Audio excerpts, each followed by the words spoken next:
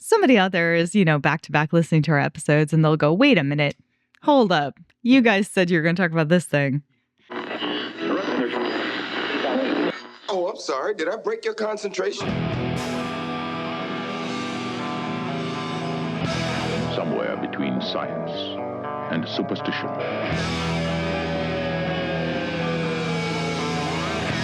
We have such sights to show you.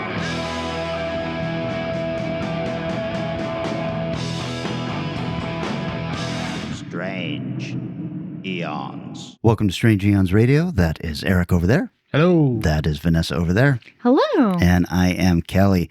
Hey, everybody out there listening. We are now trying out new microphones. Ooh la la. So we'll see if these work. And if they do in the next couple of weeks, you might see all this stuff go away. That's right. So that's clutter. That is the hope. I need a prop to hide behind. What do you mean? Well, you've got your computer That's set. true. Keep your Yes. keep it open all the time. Do you guys see... Oh, the complaining. HBO is developing a V for Vendetta series now. Oh, okay. Which Sure. I've never read the book. I've seen the movie. Can this justify a series? Yeah. I mean, Okay. the Alan Moore book, there's a lot there. Okay. I haven't read it. I do own it. But yeah, is it? I mean, if it's Alan Moore, there's probably an extensive amount of content. Yeah. Yeah. It's pretty good. Okay. And the complaint, of course, is that James Gunn is the executive producer, and everybody's just like, he's going to ruin everything. James Gunn is going to be the executive producer on every DC film because he is the DC film guy. Oh, that's Ruin true. everything. It's like seeing Kevin Feige on every Marvel thing. Yeah. It doesn't mean Kevin Feige actually did anything. Oh, yeah, that's true too. The other thing I see that they're doing, and this is all kind of up in the air because HBO or Warner is maybe being sold, Right. or maybe splitting into two companies. So, who knows if this is actually happening? Yeah. But HBO is also developing DC Crime, which you would think might be like a Batman? spinoff. Mm. No, a Superman spinoff starring Jimmy Olsen. Oh no! Oh, Jimmy. He was good in the movie, but I think that they're thinking, maybe he's our breakout, star. Maybe. I mean, who knows? Like I'm always surprised because I usually am like, oh, that will never work, blah, blah, blah. And then I'm always proved wrong. So maybe it'll be great. Yeah. I mean, we'll see. They're doing all of this stuff. I would really like to see a few more things actually happen before they announce these. Like we haven't seen Lanterns yet. Yeah. So we have no idea if that's going to be any good. I mean, I got high hopes for it, but I have super high hopes. I really, in my heart, hope that Lanterns is incredible. Yeah. I will champion though Gunn because I think most of what he's worked on is at least good. Yeah. I agree. I mean, I don't think he's had a Guardians of the Galaxy. Marvel were freaking morons to let him go. Yeah. And then what he's done so far with DC has just been pretty damn good. Yeah. I mean, even Suicide Squad, which I didn't think was great, was so much better than anything DC was putting out at that time that it was a clear sign that he was bringing something fresh to the table. Yeah. I'm pretty happy with that decision because it's not like DC was doing great content. Come on. I mean, Zack Snyder, what's your problem, huh? I'm the only one here who's even liked any of the Zack Snyder stuff. Well, no. Fine. Maybe not. Maybe the DC stuff. We like some Zack Snyder stuff. Fine. Oh, no, I'm not talking about 300. Watchmen or 300. Yeah. I'm talking about, when Batman. I rewatched, what was it, Justice League or whatever, the long one. Yeah.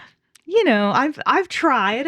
I've given Zach, more due than he probably needs, but I need to just piggyback off that statement because, Instagram, Facebook, everything is just such a fucking trash fire now. Oh, and yeah. so they had posted a new picture of Ben Affleck as Batman, a new old picture, a picture we hadn't seen before. uh-huh. And I decided to comment, Oh no. I didn't like this movie, but we really deserved a Ben Affleck Batman because I think he's Agreed. one of the coolest Batmans we ever got. Totally. And the comments were all about what a piece of shit I am and the product that I make and everything. And I was like, oh, I just said I didn't like this movie. So Oh, my reply would have been, you know who I am? Well, I've made the mistake of putting, writer publisher on my bio. And so, and written by K.L. Young is the name. So I'm sure they were all like, oh, who's this asshole? Nobody. Fuck you for liking this and wanting Ben Affleck. What a strange universe. They must all be AI or bots. I mean, like, who would care that much? I don't know. The internet has to have been a bot, because I was like, who are these people? This is so angry. And this guy had like 1,500 followers and 0 posts. I was like, how does that happen? I think that's not a real human. Yeah. I swear there are things out there of course there are things out there just to be divisive, to say angry statements, to get you worked up, and then to click on, an ad or whatever, wherever this is all going. All the bot buddies follow each other, get those follows up. I didn't interact. Normally, I would have gone in there going, the fuck's wrong with you? But I was like, you know what? I'm just going to step away from this. Yeah, I don't care. Unfortunately, I'm barely ever on any of the socials anymore. And so I get people all the time who are like, oh, did you see that thing I sent you on Messenger? I'm like, no, I did not. I'm sorry. Please don't contact me there. You have my phone number. Text me. There you go. Gross. I've seen some stuff, guys. Yeah. Some big stuff has happened since we last were talking. I think I'm going to talk about It, Welcome to Derry. Okay. All right. Eric, have you seen any of it? I've seen the first episode. And Vanessa, you are caught up on it? I am caught up, yes. Okay. We did get to the military part. Yeah. Mm-hmm. I don't love that. Here's the problem. The kids part, I'm really enjoying, and the military part, I'm really upset at. Is it because of the character that is yanked from one property and put into this one, or is it... That does kind of bump me a bit. It is a little weird. Dick Halloran from The Shining is in this. Now, he is in the book It. Is he? Yeah, in a very small part. But they have made him a much bigger part in this series, and they've done this kind of silly thing where the military is aware of Pennywise, and they're going to capture him and use him against the Russians, I guess. I think that's true. Yeah. It's bizarre. And that just is that takes away all the creep factor of Pennywise. If he is a known entity, then he's not nearly as scary, right? It's weird to me because I felt like there was a moment where the kids are trying to convince the adults that they saw something in the graveyard, and they're like showing the police this evidence, and then the police are like, ha ha ha, you guys are full of shit. And I'm like, wouldn't the police and the military somehow be linked up in this small ass town about this like thing that the military only exists to be there for? Like, wouldn't this I thought that later there's a moment where a folder gets opened up from one of the military officials. I thought it was going to be the picture in there that the kids tried to show, and it was like not. I was like, but I don't know what the point of these adults are either. Is it so we as an audience, as adults who are watching it, have something to connect to because we can't possibly understand kids' lives or care about them? Yeah, it's like, so weird.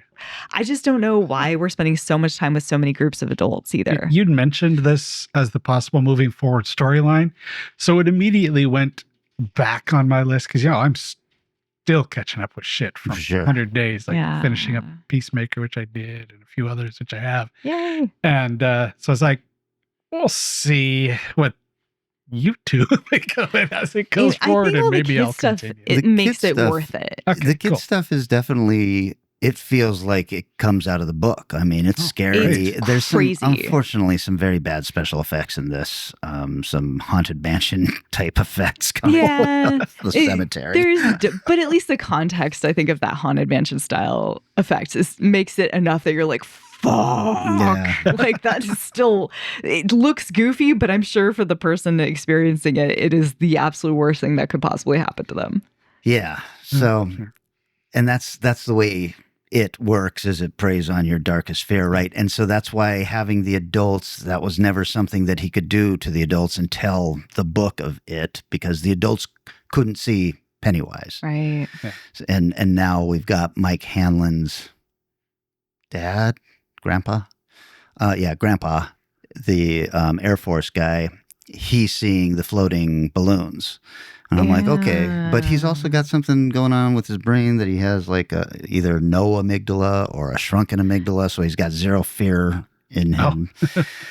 I don't know. All of it is just a little more complicated than it needs to be. Yeah, it sounds like in this version, it chooses who it reveals itself to rather than like you're a kid or you have a certain, understanding of the world and that allows you to see. Yeah. It feels like the military being like, oh no, we woke it up. It wasn't supposed to know we were looking at it or what, like that. I don't know. It has different rules. Oh, yeah. Weird. And the military is also aware of the 27-year cycle, which is kind of annoying. So, because they're talking about, that happened in the fifth cycle or something like that. And I was like, they have this much knowledge of this thing? This is not nearly as scary as it should be then. Yeah. Maybe you guys should have dealt with it before it killed a whole bunch of kids. Yeah, and then why would the new movie exist then? Like, if the military's been tracking all of this stuff somehow forever. At the end of this series, and the way the seasons are going to go, they're going to go backwards. So this is the most recent. Oh, so we're going to go. This one has to end with them failing completely and none of this being known by anybody outside of a small circle of people, because it then won't fit with the movie. Uh-huh. So, I don't know. I mean, I kind of warmed to the Dick Halloran character in this last episode I just watched, which was 4, because he's, in The Shining, he is a nice person and he understands that Danny is scared and he's like, here's what you have to do when this stuff happens. And we're seeing him as a soldier, and maybe he wasn't a very nice person as a young man. Mm-hmm. So, yeah. But I don't know. I'm sticking with it. It's just so crazy to me that this year alone, 4 feature films, all of them at least good. Oh, wow, yeah. And 2 series based on Stephen King. Yeah. It's a good time to be a Stephen King fan. No kidding. Impressive. Unlike Especially- the 90s. The 80s was kind of rough too for movies. Sure, at yes. least. Yeah. Well, so that's Welcome to Derry. It is on HBO Max. Excellent. Well, I went to see The Running Man. Yeah. Okay. Yeah. Speaking of Stephen King properties. Yeah, that's true. Yeah. I liked it very much. I have not read the book. I have seen the movie. I thought that they did a good job with this story. I don't know. I didn't feel disappointed. I didn't feel like bored or like everything was super outlandish. I really like that actor who is now showing up in everything. Glenn Powell. Yes, Glenn Powell. Yeah. I think he does an awesome job and I really like his character. And I think the best thing about it is it's oh my gosh, who's the director? From Edgar Wright. Edgar Wright. The fact that Edgar Wright is kind of back makes me happy. Like it felt like a pretty good step for Edgar Wright. It didn't feel like Shaun of the Dead, but it definitely feels better than whatever the last thing was. I can't remember. It was Last Night in Soho, Last which Night in Eric and I Soho. both I was gonna say, fucking hold on. loved. What was the one Hold before on. Last Night in Soho too? There was a couple of like weird ones in there. So Baby Driver, which I loved also. Oh, that was also I great. did love Baby Driver. It's true. But this feels like him with a budget, which is really nice. So it's a flop. Yeah. Oh, sure. It's a massive flop, unfortunately. I liked it well enough. It is pretty close to the book without the ending that would have probably ruffled a lot of feathers. Yeah. But I'll tell you, my disappointment in it is not enough Edgar Wright.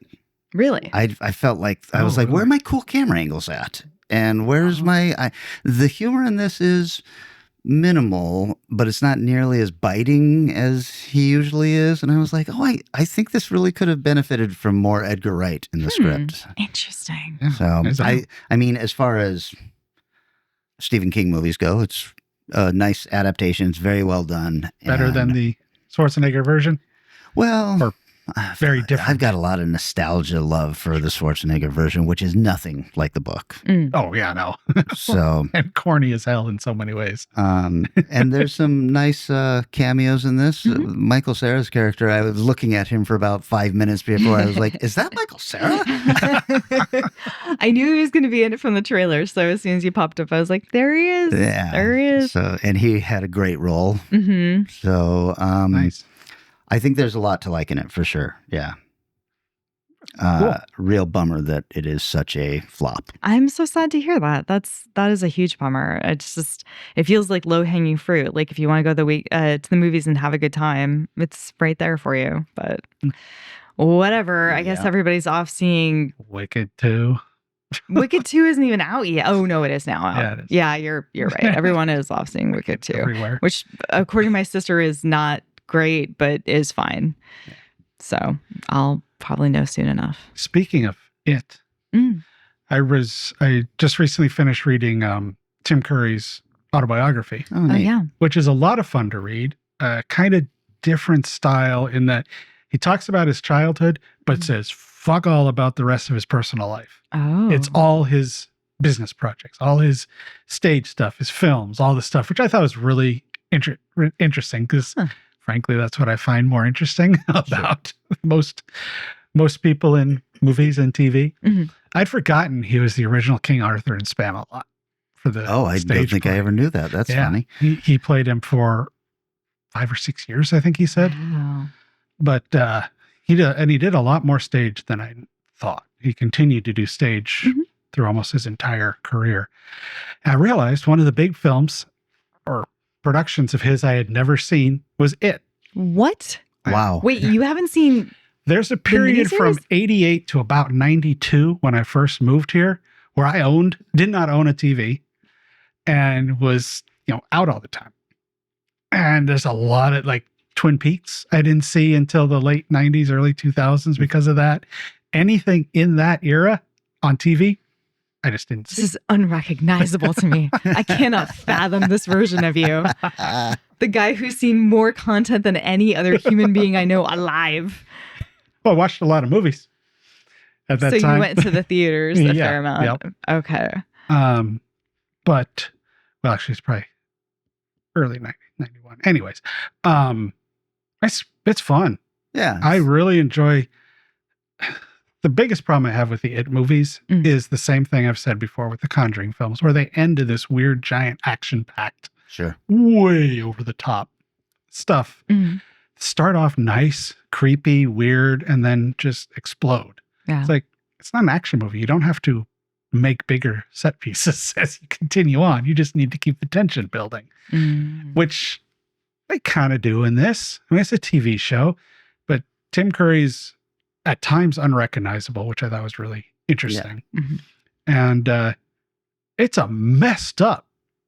The treatment of the kids dark. and stuff like that. I was It's like, fucking dark. holy shit. The abuse and the Yeah. nastiness coming from the adults in this is really powerful. And I thought added an element that felt softened in the newer movies. Yes. I mean, I'm not saying they don't have any of that, but it's just not as rough as some of these, the lines of you're 12 and you're screwing boys now or something like that already. It's like, all right, it's a nice thing to say to your daughter. Yeah. But, I mean, the ending is also not so great in this No, one It's quite bad. with the giant weird Alien bad effect spider. It's like, Yeah. but overall, I thought it was fun watch. And I mean, Yeah. Skarsgård is a really good Pennywise as well, but I like Tim Curry's more creepy subtleness that he has. There's also, Tim Curry looks like a clown until he doesn't, and Pennywise never really looks like a clown. He looks like a monster. No, yeah, he's scary as hell from that first drain pipe scene. He's like, oh, Jesus. Yeah, no kids going into can they approach that guy? Yeah, because Tim Curry's vocal stuff and things is a little inviting, a little more like, hi, I'm a clown. Let's have fun. And Skarsgård's like, I'm going to get down here and like, kill you. Please come here, child. Like that. Well, glad to finally watch it. Yeah, boy, Wow. that is a big one to not have watched. No kidding. Wow, 3 kings in a row. Holy moly. Oh, it is true. Well, I'm going to talk about the other big thing that everybody was talking about then was Guillermo del Toro's Frankenstein on Netflix. Yeah. Really gorgeous looking film. Very interesting adaptation. You guys both watched it? Yes. You guys both loved it? In ways. In ways. I tried to watch it a second time. Uh-huh. And I was like, oh no. Yeah, I think you may have had the reaction I did the first time. It was kind of like your reaction in Nosferatu. It's like, this is so solidly Mary Shelley's Frankenstein that there is, I feel, no discovery in the story. Everything else, amazing. The performance is amazing. Yeah. The look was just like, holy shit. Mhm. Yeah, I was really swept up in the performances and the sets and all of that stuff. What I missed the first time around was, I guess, and full disclosure, I never finished the book. I was given the book at a very young age, and it was too much for me, and so I never went back to it. Yeah. But I missed that romance between Victor and His future that's how much sister-in-law. Elizabeth. Yeah. And then kind of the monster coming between them. And I have no idea if that's part of the book or not. So it could be that, I've just come up with that, and I love that in my Frankensteins. But here's what I noticed on the second time. That first section where Victor is telling his story is so goddamn interesting. And then the monster shows up, and he's like, all right, I know we're racing headlong into the third act, but I would like to slow everything down and tell you the same story from my point of view. Yeah. And I just was like, whew, I am suddenly bored as hell. That was about the time, too, that I was like, oh, well, I know what his story's going to be. Yeah. And it was. Yeah. And it's like, but it's impossible to hate on this movie for me, though. No. There's just so much. It's so good. cool looking, and the monster is so interesting looking, and Oscar Isaac is just so great. I don't think he's a particular handsome guy, but then in the right light, he's like the most handsome guy. It's crazy. It's crazy. I agree. And you're like, oh no, your leg. We like that leg. That's a bummer. Sorry about that. So just glue that right on back. Here's a weird side note of Prince dork like me would hear about probably. Del Toro's inspiration for a lot of the shots and a lot of stuff was Prince videos. Oh, that's Really? interesting. Yeah, so one of the Prince sites I'm on broke down, and Del Toro did say this. It's not the guy just look at all this. I think he said, yeah, it was. And then they go through and they go see this scene in this video, and there's the shot of him laying in the bed, which is right out of like when doves cry, and just like that's weird. What a strange. Yeah, it was interesting because I definitely felt like as far as Del Toro projects go, it was not in my top 3 or 4. Really? Yeah. For the look? Just, I'm not for the look, for the okay. whole around it. Right. No, look wise, I mean, it at least had more substance than Crimson Peak, which is beautiful and For sure. empty. Yeah. Which, this I got really excited in the streets of London when like the women's dresses are just disgusting on the bottom and they're walking across planks. And I was like, yeah, that's accurate. And like all the blood just in the street and nobody cares. I'm like, yeah, that's nice. Like there's so much beautiful, interesting set design. But I also was like, I don't know. It just doesn't feel like a super solid story. It's not wrong. It's just, well, it's one we've heard so much before. Kind of like when we were last year with Nosferatu, when we were talking about, do we need another Dracula movie? Right. yeah. Do we need another Frankenstein movie? But The I most don't know, shocking like this. thing out of this film is definitely that I looked up the credits for the guy who plays Frankenstein, and I was like, it's the dude from The Kissing Booth on Netflix, which I've seen The Kissing Booth 1, 2, and I think 3. And I'm like, Oh my. that guy. I'm glad he can act. I never knew. I really genuinely was surprised. But I've watched him in 3 movies. Must be some kind of an appeal. No, I just like really trashy teen romances. I will watch a pretty bad one for That's fair. No reason. But yeah, and I hadn't realized that he was in Saltburn, which I hadn't seen. And he's obviously getting picked up to do a lot of stuff. It sounds like he might even be the next James Bond. So I don't know.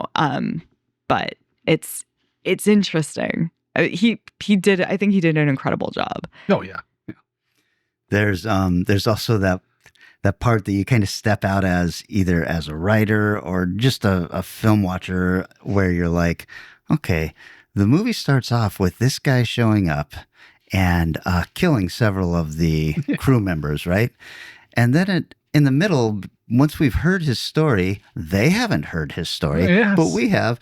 The monster shows back up and they're all like, all right, let him pass. And I was like, wouldn't you all be like, hey, the fuck is this guy doing back? Run away! The captain says, let him pass, who has heard the story. And everyone else is like, fuck, all right. I guess I'd be like, burn him. Burn him. No, we're not letting him pass. Interesting that also Frankenstein, I think, heals himself. Yeah, he's I a was like, self-healing. okay, this is interesting. I don't know if that's part of the original story or anything. I know that kind of magical. Wolverine. Yeah, I know that like in the original story, she does not explain how he is brought to life. So none of the electricity, all that stuff comes from the movies. Oh, interesting. So there might be, a little more magical realism in the original story. I don't know.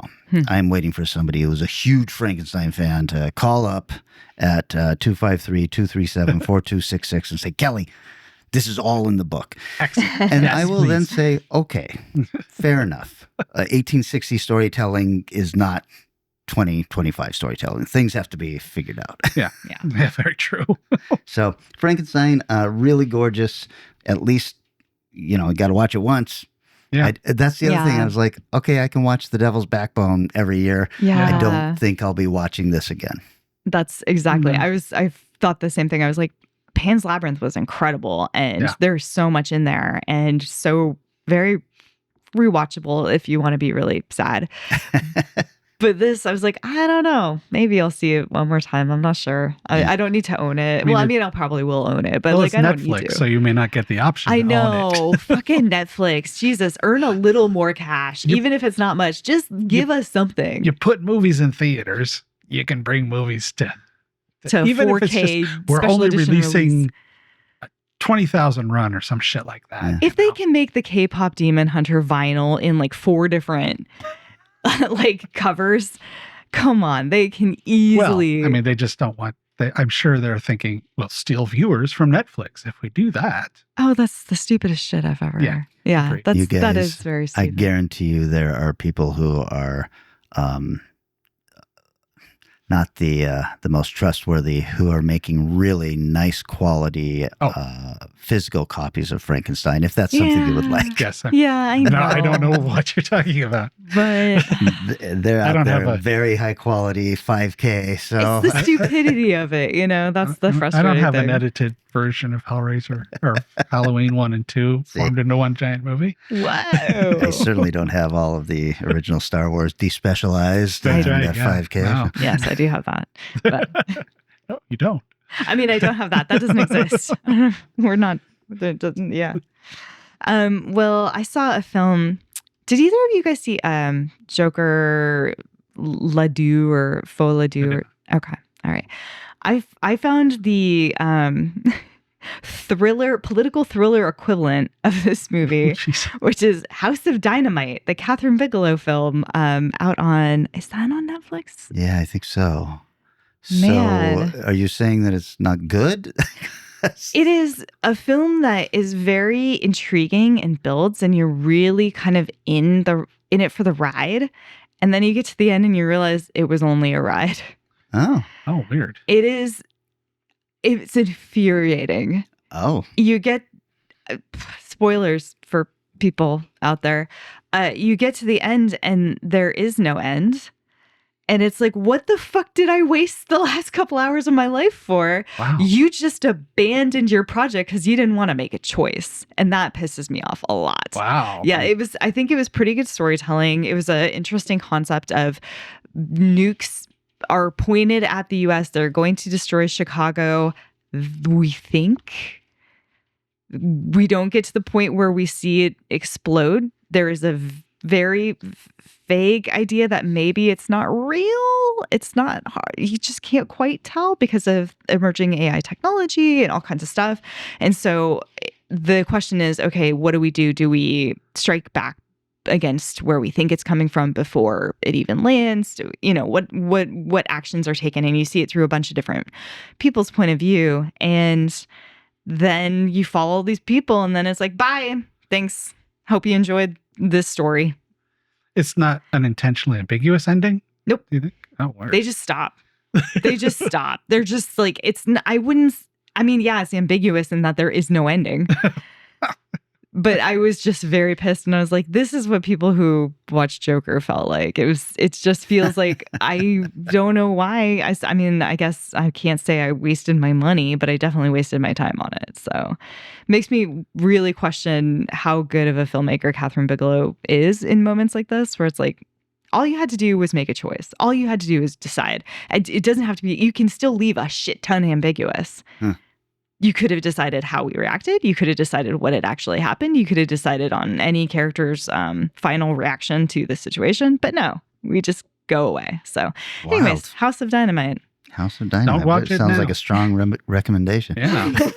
If you want to be on a ride with no conclusion, by all means, please check it out. If you're curious, if you're a Catherine Bigelow completionist, please check it out. But it's got a crazy, incredible cast. It's got like every single teeny tiny bit role as a famous person. You're like, fucking Idris Elba is the president. Cool. That's crazy. I would vote for him. Yeah. I would easily vote for him. I don't even know his politics. That was Probably very British. Probably very British. very dreamy sounding the way you said that. That was awesome. I would definitely vote for him. I would definitely vote for him. Look, he's a dreamy fellow. This is true. Alrighty. So early on in the 100 days, I was recommended a movie by, I think, Mike. Sorry, I don't remember for sure. It was like June or July. So, but I put it on my list and came back to it and watched Penelope Spheris Dudes. Dudes. Mm-hmm. Yep. Okay. From 1987. Starring John Cryer and Daniel Roebuck. Oh. Ow. As punks, like music punks in, I think, New York, who decide they hate it there in New York. They're done with it. And flee. Okay. And they decide the three of them are going to drive to LA. And they make it, I think, I'm not sure exactly where they end up. It's like kind of Utah looking. It's a fast drive from New York to suddenly they're in like barren lands. But they're out camping and run into a bunch of assholes who end up like killing Flea. Whoa. Which for a movie, Who can blame them? it's a good shot because Flea's not exactly a dynamic actor. But so then the rest of the thing is Cryer's been feeling lost, so he's going to make up for it. I have a mission now. I'm going to get revenge for my friend getting killed. It's a pretty damn good movie. Surprisingly violent for a movie that just sort of starts off, we're punks and we're cool. And I don't know. I enjoyed it. It's really, really just a solid, good late 80s kind of movie, that we talk about occasionally, that kind of movie that just doesn't get made anymore. Yeah. And it's so, I would say if you have any interest in Spheris work or John Cryer, definitely check it out. Wild. Never heard of this. Yeah, same. I recognized it from, Suncoast, where I saw thousands of box art movies and never watched any of them. Is it actually actually a horror movie? No, that's why I put it on the watch afterwards. It's, it's a straightforward friends, dude. Bromance. Yeah, kind of movie. Huh. Dudes. What'd you watch that on?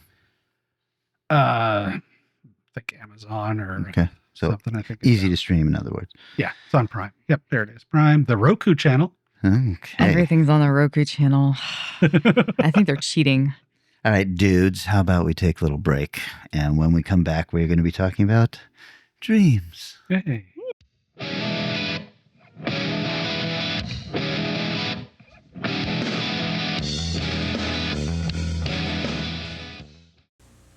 Good night, boys. Good night, Mom. So this is how it feels to own a Toys R Us store. And here comes my pal Jeffrey to meet me at the door. We'll go up and down all the Toys R Us aisles. 18,000 different toys going on for miles. I dreamt I won the Super Bowl. I had a better dream. Toys R Us. You'll never outgrow us.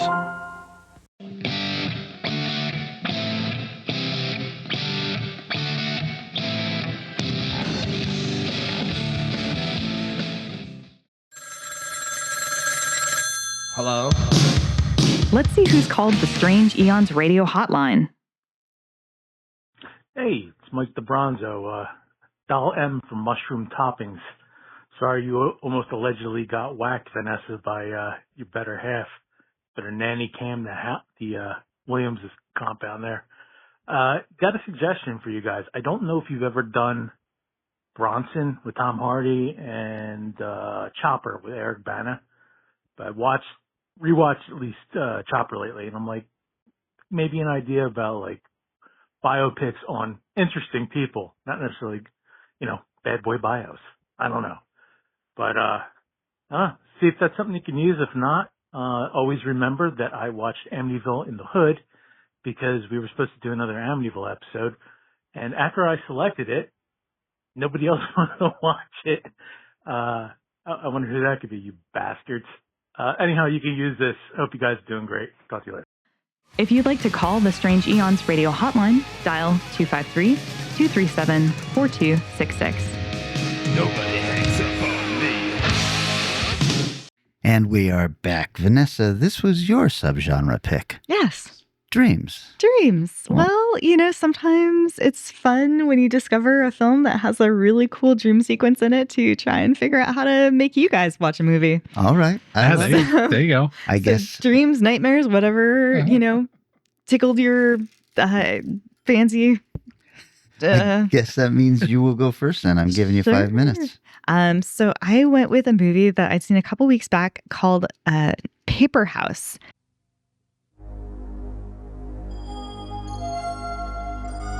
The fence.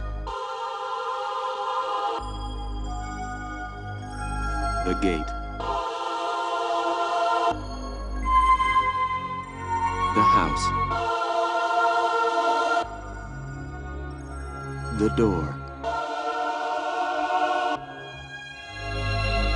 The stairway.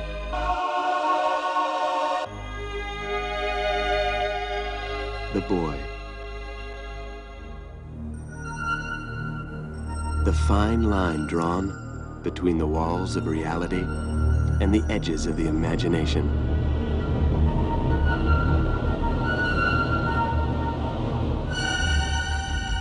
Is anybody there?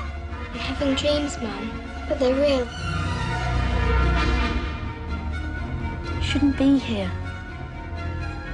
I drew you. I'm not drawing. Do you remember anything about the real world? This is the real world. I know Mark. I know him from my dreams. They've come for us. Who? It's Dad! Don't let him in. It's only a drawing, Anna. Come on.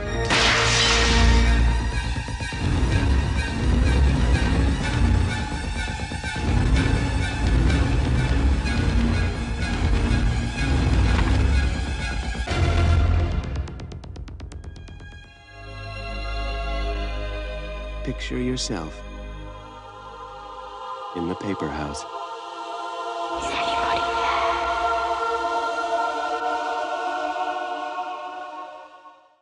Oh, yeah. This is from 1988. Sounds like you both have seen it. Yep. Fucking what? All right. Directed by Bernard Rose, who has 36 credits, including Candyman, the 2015 Frankenstein, which I had never even heard of, Immortal Beloved, and also worked on The Muppet Show and The Great Muppet Caper and Dark Crystal as like a gopher, which is like a runner. Written by Catherine Starr, who's a TV writer, Matthew Jacobs, who did a lot of episodes of Young Adventures of Indiana Jones, which kind of tracks for the story of this, starring Charlotte Burke as Anna, who never acted again. However, I saw on her IMDb that she's has a successful online business called Lottie Naughty. She sells and designs handcrafted hair clips for children. Elliot Spears, who played Mark, he was in 6 things. He plays the little boy in this. He didn't do a lot after because he died. Oh, Ben Cross, who plays the dad in this, he is the most recognizable. He has 103 credits, and including being Sarek in Star Trek from 2009 and Prince Charles in William and Kate, the TV movie. And Glenn Headley, who was the person I recognized the most. She plays the mother in this, 77 credits, including Mr. Holland's Opus, Dirty Rotten Scoundrels, and ER, lots of TV.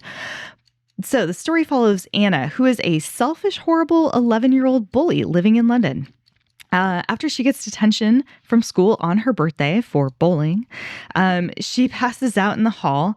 And when her lovely, lovely, wonderful mom comes and picks her up and says, "Hey, we got to go see the doctor before I give you your gift of going on a pony ride," the girl says, "Oh, I faked it. Yeah, it wasn't real." And so her mom drives her promptly back to school. There she finds her bestie and they skip. They go and hang out in an abandoned train station where they play hide and seek. And she passes out while hiding. There's a huge search that is undertaken. And when they pick up Anna, they find she has a really awful fever. They take her home and she falls in and out of consciousness across several weeks, I think, with a really terrible fever. Each time she falls asleep, she finds herself in a drawing she had started at school of a house. When she wakes up, she adds new things to the drawing, and next time she falls asleep, she finds what has changed. In one of them, she draws an unhappy face of somebody in a window, and she goes to her dream and finds a young boy named Mark who suffers from muscular dystrophy upstairs, and he's unable to leave the room. So she draws him some stairs, and he's like, that won't help. When awake, she discovers her doctor is treating the boy, and he's actually close to death. So she chooses to spend more and more time in this dream world, eventually adding in her father, who she adores, but is actually an alcoholic. She accidentally draws him on the paper angry, so crosses it out over his eyes. And when she dreams, he is furious and blind and basically a raging monster. He attacks her with a hammer. Mark and her work together to defeat her father and escape. They begin to kind of fall in love with each other, and then Anna awakens in a hospital. Her father has returned from a work trip in real life and wants to make amends. He wants to take her to the seaside on a trip with her mother, and there she finds the place where she and Mark had said that they would meet up in their dream. Will she find him there? This is the craziest batshit insane film I've seen. One of. Despite feeling kind of cheap and sparse in places, it's also filled with this strange imagination, and it's super engaging and watchable. It has the feeling in some ways like Pan's Labyrinth. Even though the lead is an incredibly unlikable character, she's so entrancing. Her eyes are this beautiful shade of blue. There's just something about her expressions. And although maybe her acting isn't incredible, she has this natural energy and charisma that you just can't stop looking at. I was surprised because usually this would really turn me off and I'd be pissed, but she was great. The dream world she builds is so unique, so original, so dark and terrifying, and her obsession with what is going on there and making it better and better, and with her childish drawings, which then became oversized, grotesque stairs and strange radios and crazy props, is just so unique looking. Her monster drunk father is insane and scary as fuck, and the ending is bonkers. I'm super down for it. A little bit of trivia. The tagline, "A drawing that became a dream that became reality."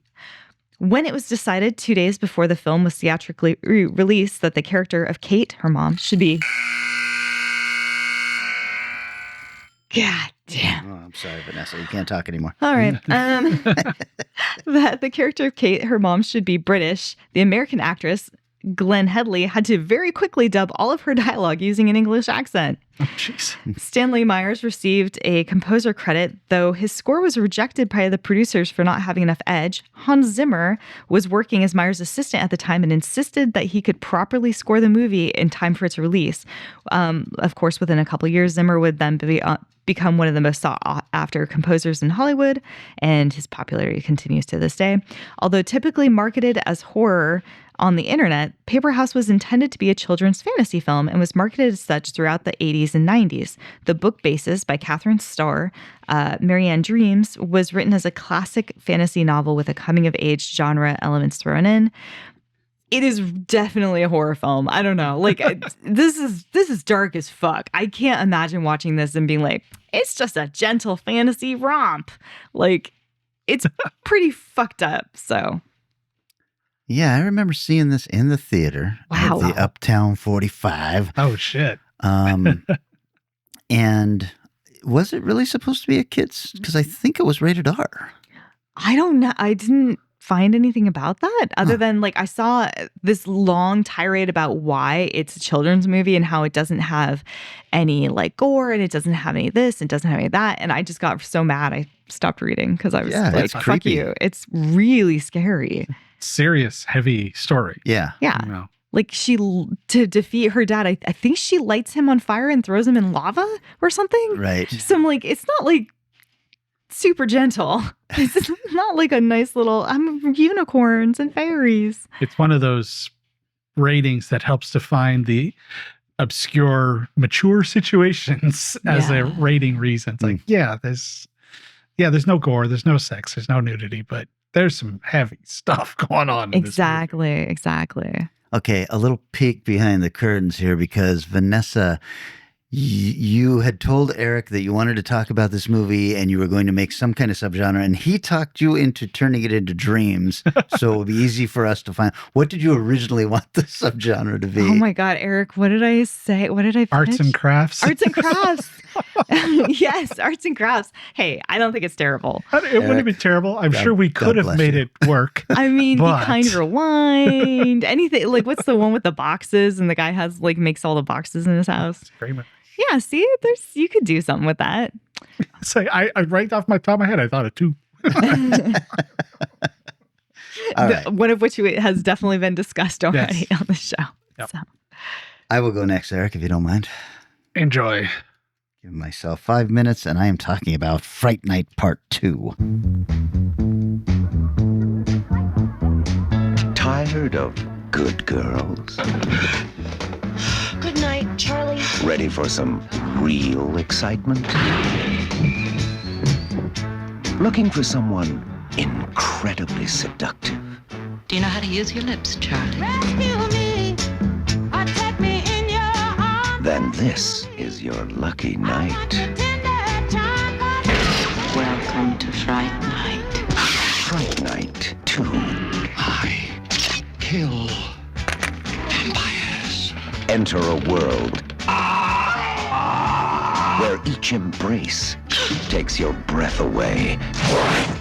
Come kiss me. Maybe it's the full moon, Charlie. And every kiss is a killer. Roddy McDowell, William Ragsdale. Do you mind if I borrow these? If you thought one was fun, wait till you do two. Fright Night 2. Oh, man.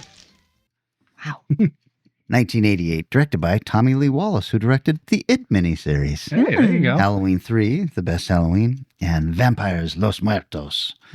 Tom Holland is given a written by credit, but that's because based on his characters from the first Fright Night. Tim Metcalf and Miguel Tejeda Flores, whose names you might recognize from Haunting in Connecticut, California, Revenge of the Nerds, Screamers, Beyond Reanimator, Frankenstein's Army. Those guys are also listed as writers. Starring Roddy McDowell. 270 credits, man. Fright Night, of course. Pretty Maids All in a Row. Bed Knobs and Broomsticks. A very horrifying horror film about witchcraft and all Anything with Angela Lansbury is scary as fuck. He was in The Poseidon Adventure, Legend of Hell House, and, of course, Cornelius in Planet of the Apes and all of its sequels, and 14 episodes of the TV series. Also in this is William Ragsdale, reprising his role from the first one. He was in Fright Night. He was in Pizza, My Heart, and Renfield. And then the gorgeous Julie Carmen, who was in Night of the Juggler, The Milagro Beanfield War, and In the Mouth of Madness, of course. Mm-hmm. Also in this, Tracy Lynn, John Grease, Russell Clark, and Brian Thompson. You guys have seen Fright Night Part 2? Yep. Nope. You haven't? Mm-mm. Oh, it's wonderful. Spoiler. Spoilers. Our movie begins 3 years after the events in the original Fright Night, and Charlie is attending college and now believes that Jerry Dandridge was nothing but a serial killer posing as a vampire. In fact, due to extensive therapy, Charlie has come to believe that there's absolutely no such thing as vampires. Whoa. So he brings his new girlfriend, Alex, to have dinner at the house of Peter Vincent, who has gone back to hosting his late-night horror show, Fright Night. And he lets Peter talk about vampires and such, but he and his girlfriend kind of share this knowing look that are like, oh boy, poor Peter. He hasn't gotten past his own PTSD of the events. Mm-hmm. Sure. But while visiting Peter's apartment, Charlie sees 4 coffins being taken out of a vehicle. And on the way out from Peter's apartment, Charlie sees 4 strange people walk past him into an elevator, and he is instantly smitten with the woman of the group, who we will come to know as Regine. Mm. On the way home, Charlie is his same old horn dog self and tries to get Alex to have sex with him in his car, but she gets angry with him. This scene is fucking awesome because as they're making out and it's getting hot and horny in the car, the camera pulls back and we see Regine on top of the roof of the car, and she's doing all of these movements that Charlie is doing inside. So she's kind of like forcing him into this writhing and grinding. It's very cool looking. There's a little bit of comedy as we are introduced to Regine's henchmen. There is the vampire werewolf Louis, the bug-eating Bosworth, and the roller-skating Belle, who is actually pretty fucking creepy. Roller-skating vampire. Yeah. That night, Charlie dreams... Hey... that Regine comes to visit him, only for her to turn into a vampire and bite him. The next day, Charlie talks to his therapist, who assures him that what he dreamed was only natural. We all have dreams like this. Sure. Charlie and Alex are supposed to go to a symphony, but on the way there, Charlie sees Regine seducing a friend of his, and he opts to follow them instead. By the way, Charlie only makes the worst decisions as far as his relationship is concerned, and you're wondering why this woman would ever deal with any of his bullshit. Anyway, Charlie spies on Regine through her apartment window and sees her attacking his friend. Remember, they are in the same apartment building as Peter Vincent. Another aside, this apartment building is so fucking cool. It's an old LA apartment building with like the interiors have like curved doorways and shit like that. I'm like, this is so gorgeous. Anyway, he and Peter go to confront the vampires, only to find that there is a huge party going on there and that Regine is a performance artist and that everything Charlie saw was just part of the show she's putting on. Charlie, relieved and reassured, he leaves to go and apologize profusely to his girlfriend. But that's when Peter Vincent realizes that nobody in the apartment party has a reflection. The rest of the film plays out as Charlie is slowly becoming a vampire, and Peter is definitely having a crisis of faith as a fearless vampire killer. Will Alex be able to save Charlie before he goes full vampire? And why would you care? He's a fucking jerk. Will Peter be able to escape the loony bin he's been tossed into and once again discover his heroic destiny as a killer of vampires? And will Alex enlist Charlie's therapist to help her, only to find out that he is also a vampire? You guys, this film is definitely underrated. It's a lot of fun. It retreads a lot of the same beats from the first movie, but it's got enough new stuff. And it is very hard to find right now, but there is a big 4K release coming up with lots of extras. Taglines. The suckers are back. No more. All done, Kelly. Yep. And more than a sequel, it's a scream. Wow. I'm going to tell you all of my trivia because it's very good. It's none of this Hans Zimmer bullshit that nobody cares about. I'm very excited. I love the trivia. You're going to be interested in this. Soon after the filming was wrapped up, Roddy McDowall and Fright Night creator Tom Holland were met with Live Entertainment chairman Jose Menendez to discuss making a third film. but plans died with Menendez, who was famously murdered by his sons that night. Oh, my God. Wow. As news of the murders swirled around Hollywood the next morning, McDowell phoned Wallace and cracked, "Well, I didn't do it, did you?" Oh, snap. As a direct consequence, Part 2 ended up losing its planned countrywide distribution and playing only in one LA and one New York theater, which directly resulted in its poor box office results, even though its per theater results were pretty good. And then being released almost straight to video. Since all of the movie's planned promos and ads were canceled as well, most people never even learned of the movie's existence until eventually noticing it at their local video store. Yeah. This is one of the very few vampire films to acknowledge that roses repel vampires as much as garlic does. According to legend, 5 aromatic plants can repel vampires: garlic, wolfsbane, hemlock, wormwood, and wild roses. Stephen Jeffries was offered to reprise his Evil Ed character from the first movie, but he turned it down to take a starring role in 976 Evil, which was scheduled to film at the same time. After Jeffries passed on the part, the script was revised, and the Evil Ed character was renamed Louis and turned into the vampire werewolf character. And then finally, writer-director Tom Holland was asked to return for the sequel, but he and original star Chris Sarandon were tied up making Child's Play. Oh, very cool. I always remember the model or actress or whatever we worked with on very early on in our stuff who had that tattoo of Fright Night 2, I think on her shoulder or something like that. How am I forgetting this? The image from the poster. Right. She had that tattooed. What did we work with her on? One of the Nightshade videos, I think. Oh, okay. Like really early on. Okay. So, Fright Night Part 2 is not streaming anywhere. You should have a physical copy of it or find some other way to get it. YouTube. When you said somebody's putting it out, do you know who? I don't know anything. I just saw in the Wikipedia that there is a 4K special edition expected coming out this next year. It seems like Shout Factory or somebody kind of. Or like Arrow or it's got yeah, like really bad Rotten Tomatoes ratings, and it's actually a really solid little fun, especially as a sequel. So nice. And a weird thing also dealing with this is that Tom Holland and another writer have now done a sequel to Fright Night 2 as a book and a prequel to the original Fright Night as a book. Oh. So I'm like, oh, this is interesting. I'm glad that they're like. Is that the book we just picked up from Amazon last week? Yeah, it was one of them. Yeah. Wow. It was on sale, the Kindle version for 99 cents or free maybe. It was free, yeah. Yeah. It's free. So, okay, sure. There you go. Fright Night Part 2. Eric. All right. 5 minutes. Sure. Why not? All right. I caused one that sure sounds like it should have dreams. Schlaf, I think is how it's pronounced, but translated from German is sleep.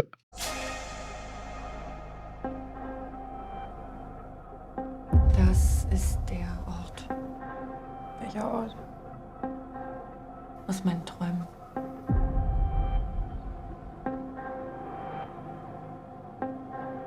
Was kann ich für Sie tun? Sie haben Steinbach zu dem gemacht, was es heute ist.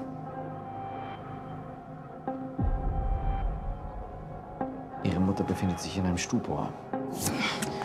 Meistens wird dieser Zustand durch ein Trauma ausgelöst. Einige der möglichen Auslöser können vererbbar sein.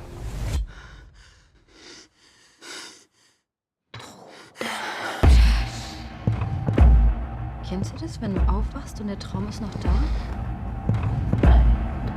Und bist aus dem Traum rausgekommen? Und wenn du es merkst, aber trotzdem nicht aufwachen kannst? Nein, ich werde wahnsinnig. Genau wie Sie. Du bist stark und gefährlich. Sie haben sich alle umgebracht. Das ist kein Geheimnis. Auf Steinbach! Auf Steinbach!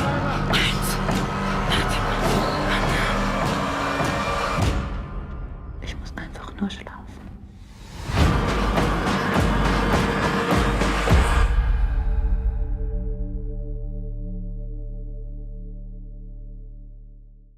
From 2020, directed by Michael Venus. This is his first and only feature. Written by Thomas Friedrich and Michael Venus, both their first and only features. And I will say, at a time after reading that, I find that so hard to believe. Oh, cool. Gro Svanchi Kolhoff, who you might know from Echoes, Looping, Nothing Bad Can Happen. Sandra Hewler from Anatomy of a Fall and Suck Me Shakespeare 3. Whoa. With this. So I was like, okay, sure. And August Schmolzer from Schindler's List, Lady Cop, Bride of the Wind. Yeah. Old man Schmolzer's kid. It's a German-made film. If you haven't figured that one out. Movie starts right away and it's a dream. And right from the beginning, looks like the mother has frequent nightmares and her daughter is used to dealing with them and walking her out of the dream and making her ready to go on with her day. The mom keeps dreaming of a place, and you learn through the daughter's investigations, after the mom disappears that she's been drawing this place, and it's been getting progressively clearer as the draws goes on. She finally figured out it's a hotel. So she goes to this hotel, the mom does, and goes comatose and ends up in a hospital. And the daughter goes off to find out what the hell's going on with this place. The daughter's very in control, very mature for her age. I don't really know how old she is. She's probably in her late teens, early 20s, the actual actress. Let's see where it's at. Oh, the mom makes these weird comments about seeing these men in her dreams, that she's progressively killed each one of them, but the last one is proving to be too strong for her to deal with. She's not sure what she's going to do. So dreams are very prevalent in this one. The drawings are neat, interesting, almost kind of reminiscent of Babadook. Oh, interesting. And the style being really violent and dark. The daughter goes to investigate and stays at the same hotel where the mom went loopy. It's a really well-made film. The blending of dreaming mixing with reality is really good, but isn't the point of the movie, if you know what I mean. A lot of people do these weird movies to have dream, so they can do dream imagery and create a hard to follow story, figure it out. What's going on? It doesn't do that, because what's going on is actually being solved in the real world. Where you're trying to figure out, okay, who's the guy owning the hotel, and why does his wife tie him to the bed every night when he goes to bed with large braces? And they do an interesting job of manipulating the mom and the owners of the hotel, the male-female dynamic of who's actually the shithead in this situation. And it's done well enough, because I get a little bored with that with movies where it's like, oh, this is actually the bad guy. This is actually a nice person who was just mean because we wanted to throw you off, red herring style. They didn't do that. It morphs them very well. And the way you discover who's who is done in a way that makes sense. The strange elements work far more often than they don't. Sometimes they're a little odd, but the movie reveals what it is as it goes on. So I'm going to vague up what it does at the ending, because wow, it goes to a place that is really kind of unexpected. And although it doesn't give you a real clue of where it's going until later on. And it does a nice go of, oh, they say something, you go, oh, fuck, I know exactly what this is. And in a scene or two, they're doing it. So it's not like being clever at the beginning. I'm going to say this one word that's going to remind you of something and you know where we're going. It doesn't say that until they're ready to reveal what's going on. Nice. So overall, I'll also give you all the trivia I have for this one. Shooting took place from April 8th to May 7th in 2019 in Hamburg, and 43 locations in the Harz Mountains. Whoa. 43 locations. Yeah. In less than a month? compact, I'm guessing, but yeah, they're all over the place. Wozer. The budget was around 1.4 million euros. That's all I got. This is one of those films I think deserves a larger audience. It's available to stream. It's not hard to find. I think, I watched it on Prime. Would you call it horror? Yeah. Okay. Horror adjacent. It's more suspense thriller or suspense mystery. And what did you watch this on then? Prime. Okay. And it's called Schlaf? Let's give the spelling here. SCHLAF. Schlaf. And let me tell you, if you just type in sleep, real hard to find that way. I bet. There's a lot of movies with sleep in the title that are far better known than a 2020 German film.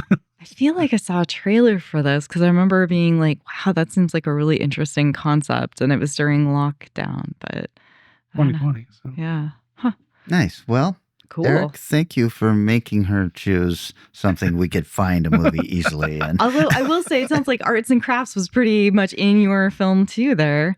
You said somebody was drawing something, so... But I wouldn't have known that until I started watching it. I didn't... So high and mighty now, sir. I bet there was some kind of arts and crafts in your movie too. Yes, but the way I research a movie is go, arts and crafts. What movies have arts and crafts in it? Fright Night 2 is not going to pop up. Paddington Bear. Good movie. But might be a stretch. Okay, I have got the next pick. Mm-hmm. And I am playing off who was it that wanted us to do an Alice Cooper? Was that Kevin Bird that had asked us to do Alice? Mm-hmm. I had so much fun with that. I want to do something where we've got rock stars that are part of the movie. Excellent. So, or just showing up in a movie. It doesn't have to be an Alice Cooper heavy thing. It can be Thank whatever. God. Please. I would like to move on. Well, after you did Black Roses, I went back and watched. That starts with a Lizzie Borden song, like I thought. It's Me Against the World. And I was like, this movie is fucking great. I don't know what you're talking about. You're like, the songs are meh. Like, how dare you? So, teach their own. This doesn't have to have music or anything, so the guy can be an actor, or it can, however you want to do it. But excellent. That's how I want to do the next subgenre. Rock star in a movie. Awesome. That brings us then to the part where we say, hey, thanks everybody who's out there liking and sharing posts, who's out there trumpeting when the new episode drops, who's out there commenting on the new episode on YouTube, or who's out there discussing everything but the episode on the Strange Eons Radio talk page, where we talk about all sorts of movies. So bring it on. Talk more. I'm not very often on Facebook, but when I do go, I basically go right to that page and see what everybody's talking about. Same. So, yep, 100%. I might not be on there all the time, but just know that if I am on Facebook, I am definitely looking there. That's right. Where else can they reach us, Vanessa? You can also reach us on the Strange Eons Radio hotline. That number, which we've talked earlier in the show about, is 253-237-4266. Send us a text, give us a call. We would love to hear from you. We'd love to know what you think about, what we're talking about, what, we could be talking about, a movie you've seen that you just want to gush about and would love us to know about. Please share. Let us know. Absolutely. Also, big thanks to everybody who's donating money towards the cause. These new microphones cost money. Yes. Yep. So we were able to use some of the money that we've gotten from lovely people like you out there, and then sell some body parts. And we'll see if this all works out. You don't need two of everything. That's right. That's right. We call it value for value. So if you get a little value out of this, give a little value back. Excellent. All right, gang. Do that. Thank you. How about we come back in 2 short weeks and we talk about rock and rollers in movies? Sounds good. See you next time.